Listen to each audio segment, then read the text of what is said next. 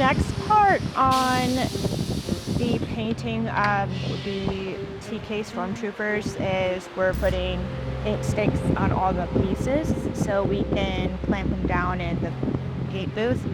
I'm working on some of the like pieces right here. I like to put a stick there so when I clamp it, it's up. So if there are any drips, it'll be more towards the bottom. That's easier to cover up.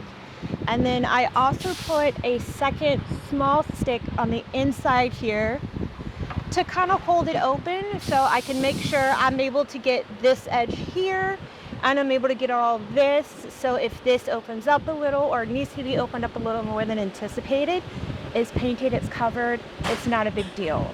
But it also makes it easier to paint in the off chance that I do have to stand it up. If I have to paint it the other way, then I would stick this side, still put the small stick there, and then I would prop it on the edge like that, and that small stick also helps gives it balance if you don't have somewhere where you can stick it and let it hang like this.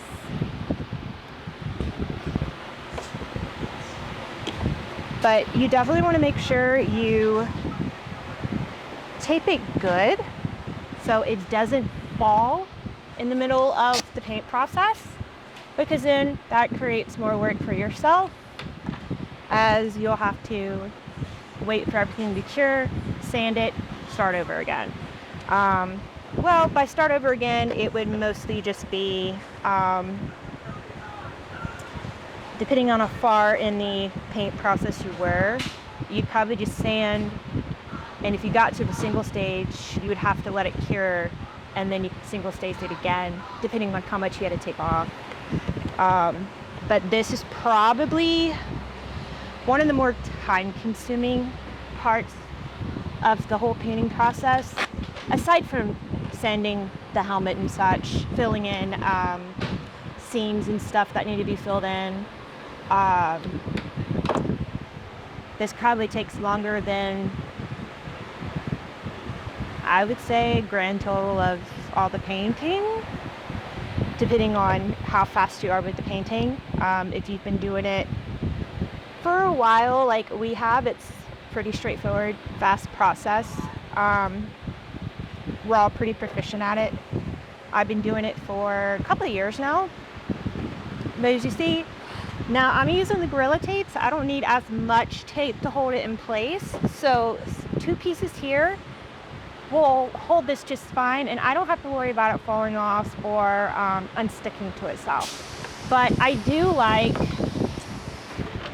to do, now this one, I'm going to tape down here because it's got the kneecap there. And trying to tape it there, that's just going to kind of get in the way of trying to paint this portion here. And this portion is going to be a part that you see and you can't really hide. So I want to make sure that I'm able to definitely paint that bottom piece there nicely. But one of the things I do like to do is I like to take a piece of the tape, roll it in itself, stick it on the tape, and then stick it in, and then put layers of tape on there because it kind of gives it extra to hold on to, and it keeps the stick in place while I'm taping so it doesn't fall over and get annoying. For the back piece here, I like, it could be a personal preference, I like putting a stick here for a place to grab onto. You could put one here, or even down here, but I like putting it here so it makes painting the shoulder straps there a little easier. I can access it better and I'm not having to, hold it at awkward angles. So like I was saying, I like to put it here so when I'm painting, I can turn it and I'm able to paint the straps pretty easily with it here, where if I were to have it here, I'm having to kind of, angle it in a way, I've got less chance of hitting something while I'm painting with it here. But again, it's a personal preference. You could tape it whatever's more comfortable for you. For me, this is a lot more comfortable. I'm able to maneuver it, you know, as I need and not risk accidentally hitting something while I'm painting and adding debris and whatever to it. The abdomen, this one is a pain in the butt to paint, but I like to put 2 handles here and here, just so I have something to grab while I'm painting it and kind of maneuver it a little bit. It's really awkward in the paint booth, but once you've done it a few times, it's not so bad. It's just tiring because it's so awkward. So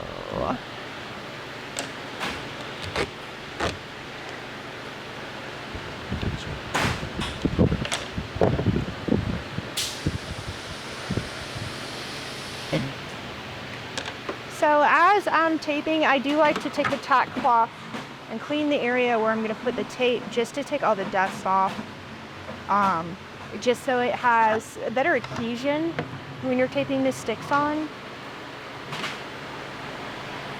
And again, I'm using extra sticky duct tape, the Gorilla duct tape. So I'm not needing to use as many pieces. Now, if you're using like just a regular duct tape, you're gonna need more than 2 pieces of stick. Definitely recommend spend the extra money, get the Gorilla duct tape. It can hold all this much, much better. So like I was saying, this one is a little awkward. So I like having the 2 hand grips. You could put a third on there if you wanted to. But I like doing the 2, so when I'm painting, I'm able to paint what I need. I can get those little ledges there. I can also get that. And then I can get both sides relatively easy between the 2 sticks. If I need to, I can stick a hand in here and kind of rotate it. And if I need a grip to grip it, I've got those sticks. Now, this one, if you got a place that's fairly dust-free, you could just lay it out and paint it, you know, as such. But with us having the booth with confined space, what I like to do is I try to make this as straight as possible, reinforced with sticks. So when I'm painting, I can prop one edge onto a surface. Yeah, about right there. And I'll show you why here in a minute. There's a minor method to my madness. It's just, it makes it easier for me to paint it. You might find a better method that works a little better than how I'm doing it.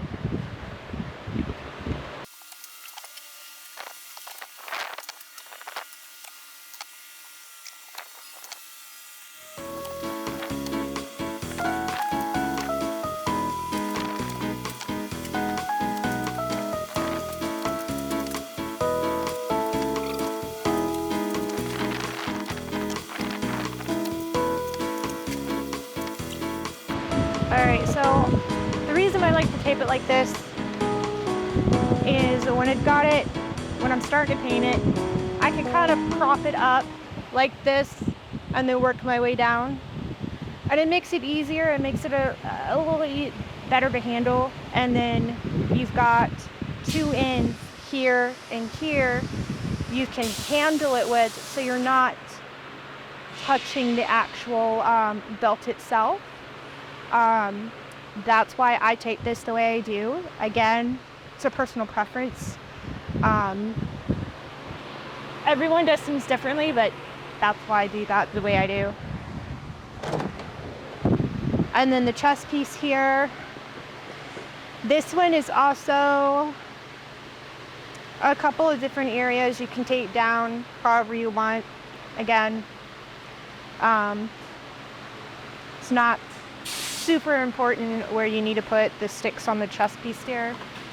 I just like I do with the back piece, I like to stick it there because again, maneuverability, I can, you know, I'm able to turn it anywhere I need where it is and not hit anything with it.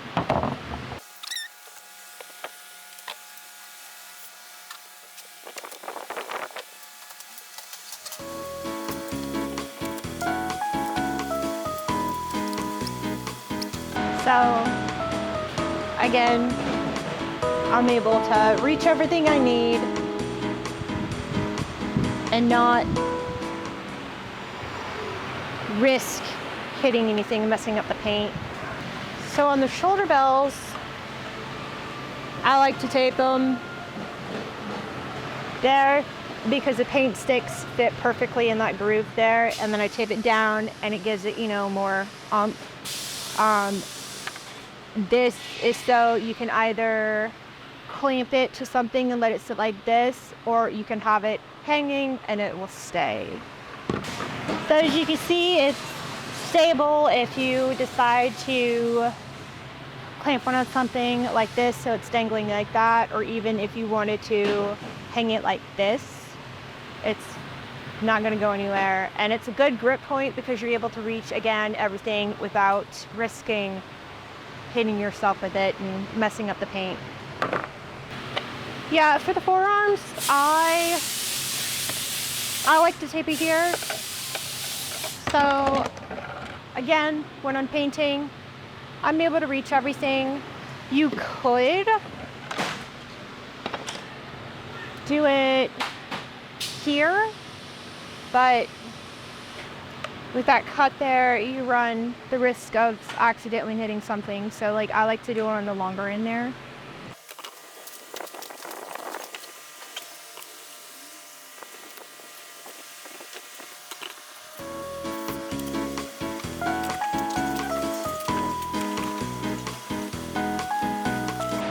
For the biceps, again, I like to do it there.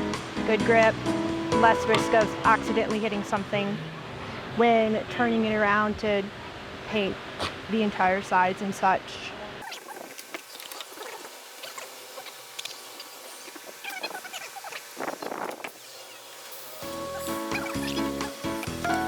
Now, depending on which set you decide to get, there's two different hand pieces you can get. You can get the 3D printed, better details, or you can get the vacuum formed ones. They're still nice, but it depends on which one you get in your kit. Kind of depends on how you can tape them up.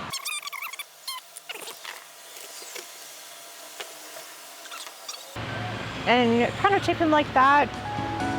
Have two individual, or you can tape them on the same stick on a bigger ones.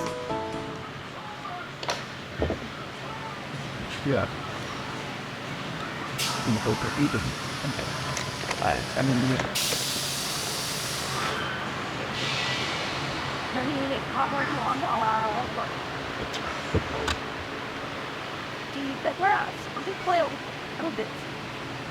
Now with adding that extra thing on the stick, something small like this, it gives it extra grip because you really only have enough room to stick one piece on here. That way it's not falling off in the middle of painting.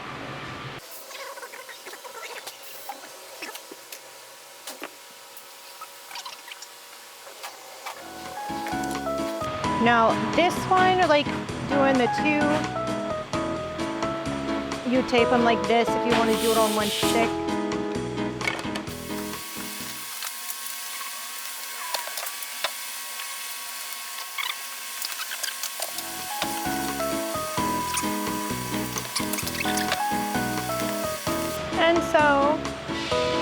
This is the one stick method. You're able to hold both ends so you can paint, both sides relatively easy. Now, this one doesn't have to be anything too fancy like we did with the other part of the belt. This one can be just a simple stick whatever is convenient for you. I like to stick it here in the middle. And again, that's just my personal preference because I do stick it to hooks that are in the wall to hold it so it's not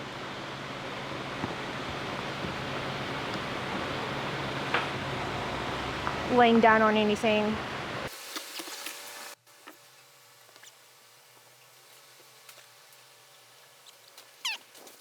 This is so I can clip it on an edge and then it just sits like that. With this being smaller, it can handle, the one stick. I don't have to do anything fancy like the longer one. I'm able to fully manage it right here in the middle. I can get both sides, no problem. You could stick it here, but that makes it a little more awkward. Or if you were to tape it similar to how the other one can make it a little easier for you to grip. Personal preference in that regard. And then we've got the cod piece. This I tape very similar to how I do the shoulder bells. I stick it right there.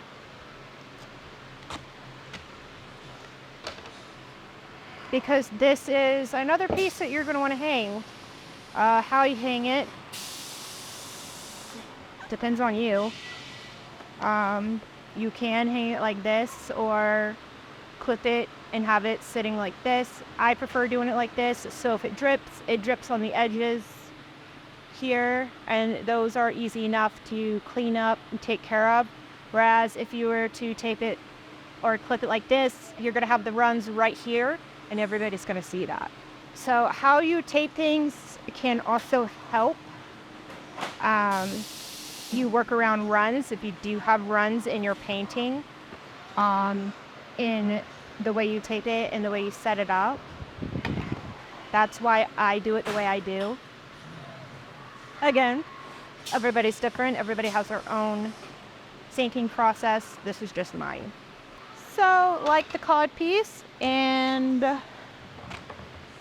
shoulder bells, we're going to do the same thing to the butt plate.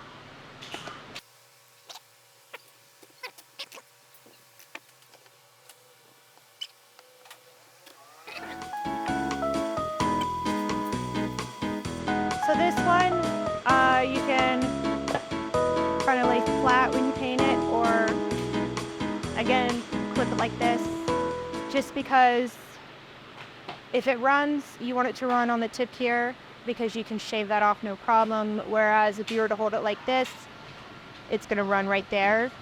It's going to make it look like you get a butt crack. And then you've got the little side wings here. Now these get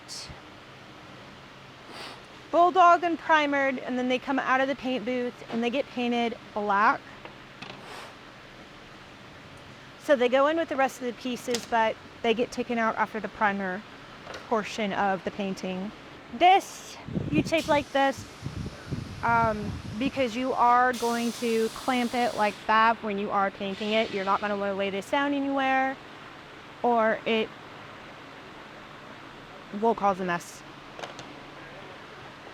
And then you have to do more painting and more work, and that's never fun. Now, these you could do individual or you can do on one stick. I like to do one stick so I can knock them both out at the same time.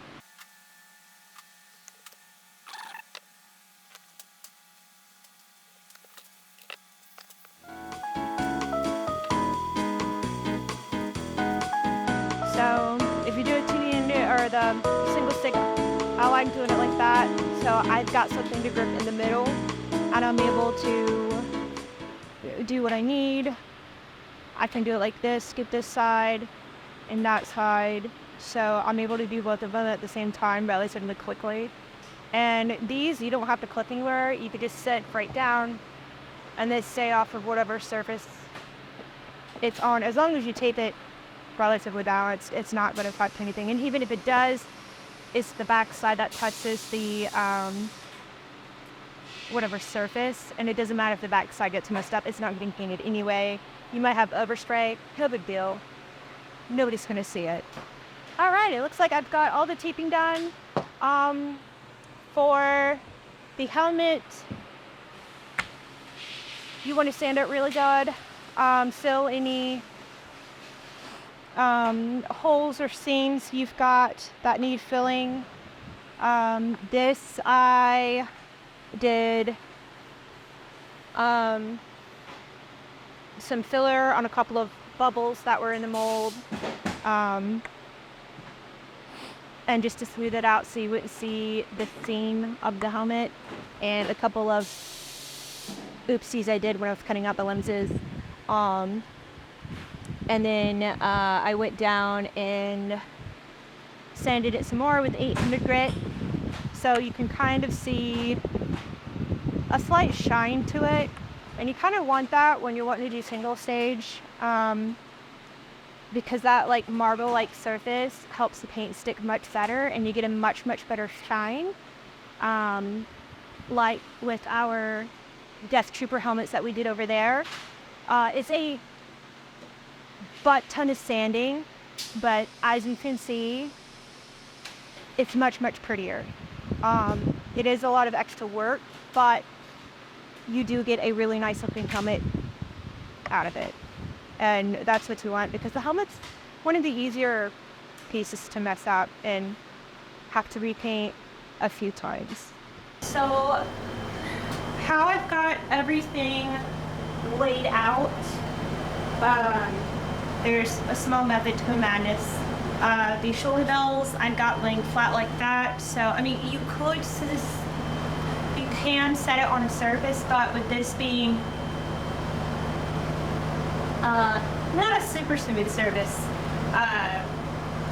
you can sometimes get debris on the edges there, or if you do get drip, it can pool, and then you have to, that's just more cleanup. Better safe than sorry. The butt plate I did like this, up against, kind of propped up against the wall like that, so if it does run, it's going to run down here, which is easy cleanup. I'm not likely to see the top piece of this, because it's going to be hidden by the belt. Now the resin hand armor, the ones I single sticked, I put down like that, so it doesn't pull on the edges and take it off. Now these, I like to try and prop them on different sticks. I haven't got another stick in here to put it on, just so if it does cool, it pulls on the wood, which is much smoother than this here. The belt I've got laid out. The torso I've got here, just so it's kind of out of the way. Now the bicep and forearms I've got clipped here, and I've got them like this, so if there are runs, again, it's going to be on the inside where you're not necessarily going to see it. You can do better cleanup on it. Now the side wings I've got here, they're going to get primered. Like I said earlier, they're going to get painted black, so those get taken out after the primer gets put on. The chest I stuck here, I did clay it down just because, if I accidentally knock it, it's not going to fall onto the floor, which will be wet later once I get started. So that way it's secured, it's not going to fall over. Same thing with the back piece here. I've got it clipped. That's another reason why I like to clip it up here, so the back piece is on the edge here. And then the shoulder bells, already went into that. And then the cod piece I've got clipped here, so if it does run, like I pointed out earlier, it's gonna run on the ends there, which super easy cleanup, not a big deal. You're not gonna see the edges as much. As far as the legs and thighs, I've got clipped on the table. I ran out of flipping space, but I have them in the downward angle, so if it does run, it's a little easier to clean up. And if I do have to do a little bit of cleanup, it's easier to redo. Because it's gonna go, I guess, with a theoretical grain, I guess is what you could say. So it's easier to sand out and then repaint. Then we've got the back piece for another kit that we're doing. It's also going to get single staged as well, which is why it's in here. We have it on our makeshift thing.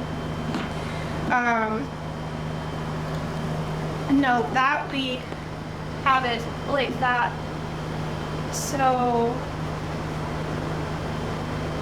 as we paint it, I'll take it off, obviously paint this bottom side first, and then it goes back on. Well, goes back on, and then it's just a matter of turning it around as needed when I need to paint it, so it's as pretty as we can make it. The bottom we've got a little leeway on if we asked it to step it up. In the process of doing everything, not the end of the world. The big part is going to be a part that is going to be facing out in these top pieces, and the side pieces, if we make little boo-boos on the downside here or this back, not the end of the world. But kind of get erasing as we need to. Now for the helmet, when I get ready to paint that, finish, wipe it down real quick. Now the helmet we put on a little turntable, so when we paint the helmet, we first paint the under the lip first, get all that we can here, there too, make sure we get that real good, and then very carefully stick it back on, readjust it on the top, and then just spin and spray. It makes it easier all around. Anything like that per se, whether it's helmets or other things that we have like kind of mounted, we'll use the turntable to turn it around, just so it's easier to paint, easier for us to like maneuver around and stuff. And that's about it for how and why I've got everything arranged the way I do. So before we start really painting anything, we got to make sure we wipe everything down really, really well. I've already wiped everything else down. These were just stuck in here kind of last minute. But you want to make sure you're wiping all this down really, really, really, really good, so paint will stick to the piece itself, not the dust that's left on it. And that way you don't get flakes or chips later on. And then our next step is going to be, we spray everything with Bulldog. So when we start painting, all the paint sticks to the pieces better, especially on the printed or formed pieces like the resin. It helps all the paint stick better to it. If you have a better base, you're also going to have a better top coat, better adhesion, and less likely to chip. Now, if you're running low, definitely hit any resin parts. for sure, because resin can be a little bit tricky on holding on to any sort of paint. But as long as you get a good primer down on it, the rest of the painting should be fine. But this helps that primer stick to it. After I spray Bulldog, I go straight to priming everything with the gray primer. Again, we use automotive paint because it's much more durable. It can handle scuffing and whatnot. And it just lays much flatter than just normal rattle can. Now, if we do use spray paint, we prime everything with the car primer, with the automotive primer, and then any other paint after that isn't too big of a deal. If we decide to use spray paint for some of the accenting, it's still going to stick well. We're still going to have that nice finish. But like the primer is a big thing to make sure you do right, because that is the literal base of everything. So if you mess the primer up, everything else is gonna get messed up too. Now, after we get the primer, we let it cure. We look over everything, see if we need to do some light sanding to smooth everything out. Now again, this is if we're doing the high gloss single stage at the end. After we make sure all the pieces look good, lightly sanded, everything smooth, then we go on to the base coat. Again, more automotive paint. You only need one coat. You don't need to go all trigger happy with it. One coat will be just fine. Yes, it may not look like it's covered enough, but this base coat gives the single stage a much better grip. When you lay it down, it lays down much better when you have base coat, like a white base coat or a black base coat, depending on what color you're painting. It helps it stick better, and it lays flatter, and it does help with some of the runs. After we do the base coat dries pretty quickly. With the base coat, it's 1:1, 1 part paint, 1 part reducer. Pretty simple. You are able to store any that you've got left over. You are able to safely store it for later use. Now, when you get to the single stage white or black, this is a chemical cure, not an air cure. So as soon as you mix it, you've got a set amount of time to use it before it goes bad. So you definitely want to be careful with how much you mix at a time. It is perfectly okay to mix small batches and make more than to make one big one and have a lot of waste. This stuff is not cheap. So a little does go a long way. With this single stage, you want to be very careful. You want to make sure you do light coats and build on those light coats until you get that smooth finish.